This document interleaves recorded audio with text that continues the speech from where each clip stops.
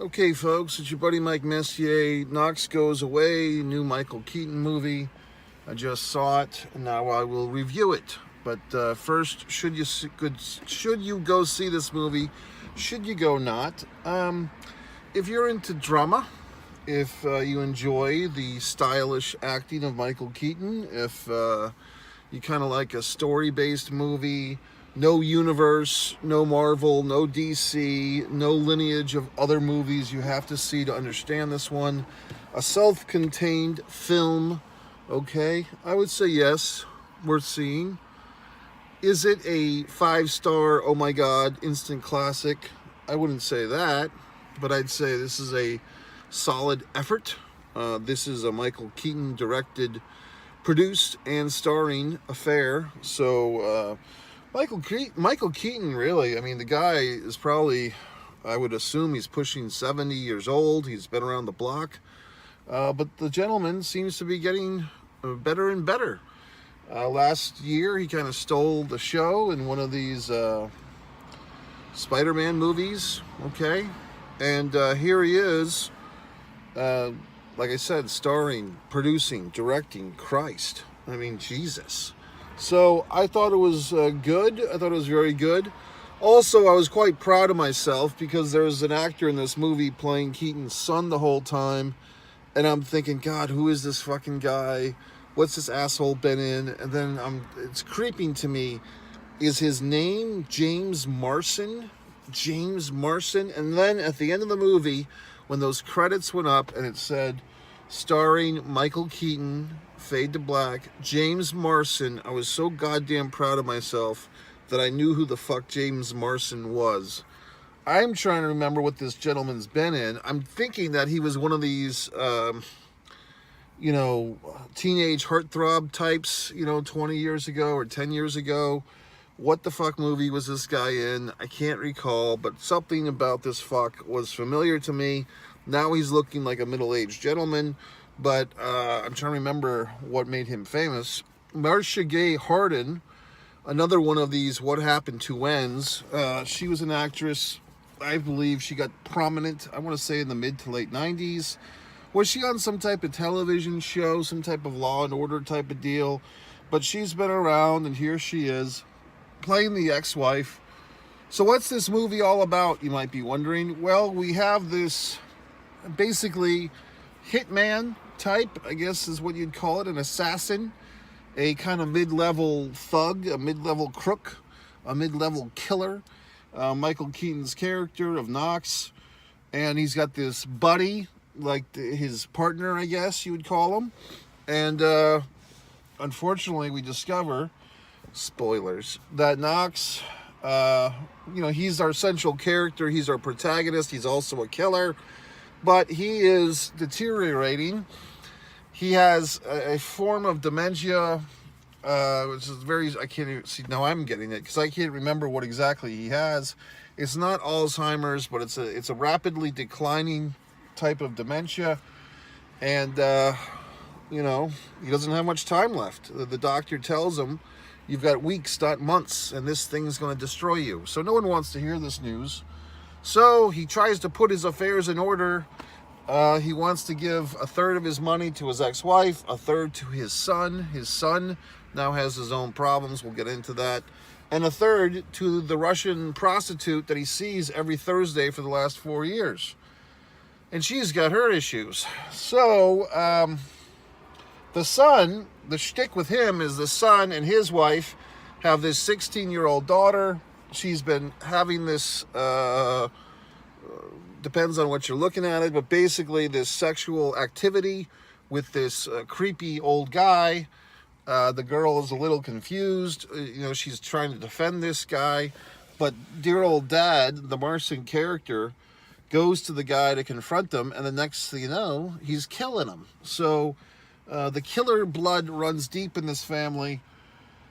And the rest of our movie is so many things going on at once. Keaton is not Keaton, but Knox is trying to absolve his own son because he would have done the same thing. He would have killed this guy that was creeping and fornicating with his granddaughter. So he's proud of his son, that his son killed this guy. And he wants to absolve his son of any wrongdoing. So the rest of our movie, once again, spoiler, is Knox, as he's deteriorating, as he's losing his memory and his mind, he's trying to basically take the heat for his own, for his son's activity, his son's murder of the creeper. Knox will take that upon himself. He will accept responsibility for the killing of the creeper by his son upon his granddaughter. What a nice guy. So now we're kind of cheering, you know, this is the vindication of the murderer, actually murderers. We're cheering for Knox to make this sacrifice. You know, all these men make all these goddamn sacrifices. You know, if you saw my wonderful review on the movie Night Swim, the horror film, I mean, I went swimming today, and I'm like thinking about that fucking movie, like I'm swimming in the goddamn pool, and I'm thinking, God, am I going to sacrifice myself for some fucking family that I don't have? But in any event, here's another movie where the male character sacrifices. See, gentlemen, that's all you have to do to get these women, is to sacrifice. Sacrifice your freedom, sacrifice your mind, sacrifice your life. That's all these women want, is just for you to sacrifice every goddamn thing you have. Then you can get a woman in this day and age. So anyway, fucking way, the movie continues. I won't lie to you. I've been having some sleep-wake issues, okay, your buddy. So did I nod off? Yes, I did. Once or twice. It wasn't really the film's fault. It's just my own state of mind, my own fucking whatever the fuck. But beyond that, I was able to pick up what the fuck was going on, and I enjoyed the film. So this is a film. It's kind of one of those things where I'm kind of teetering. Like, yes, I could go and see the movie again and really pay attention and really get every fucking layer of the onion. But there's so many films. Okay, there was a horror film with Doug Bradley playing here tonight. That's only playing in Regal Cinemas. There's all these other wonderful films. What the fuck, The Fine Love or Sex or whatever the fuck, some other lesbian movie that looks pretty good. All these wonderful movies are playing, and it's just one of those deals where, yes, I think the movie's quite good. Yes, if I'd been a little more awake, I probably would have even liked it more. Yes, I respect this movie, okay, and I respect Michael Keaton. However, there's other movies to see, other things to do. I'm working on my wonderful screenplays all the fucking time. I'm working on my wonderful artwork all the fucking time. I can't indulge every asshole's movie, no matter who he is, okay? Or she is, or whatever the fuck. So anyway, I enjoyed this movie.